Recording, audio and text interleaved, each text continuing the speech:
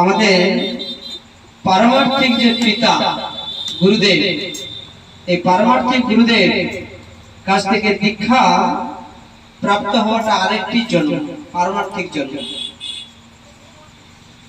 এই পারমার্থিক যিনি গুরুদেব, আমাদের ইস্কন প্রতিষ্ঠাতা কৃষ্ণ কৃপাশীল মূর্তি ছিল অভয় চরণারবিন্দ ভক্তি বেদান্ত স্বামী শ্রী প্রভুপাদের কৃপাধন্য শিষ্য জিবিসি নামহট্টে যিনি প্রচার মন্ত্রী শ্রী শ্রীমান জয় পতাকা স্বামী শ্রী গুরু মহারাজের চরণে উনি আশ্রয় নেওয়ার পরে ওনার এই মে মাসের 10 তারিখে মায়াপুরে আনুষ্ঠানিকভাবে দীক্ষা হয়েছে।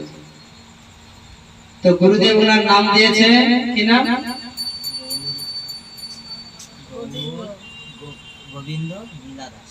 গৌর গোবিন্দ লীলা দাস।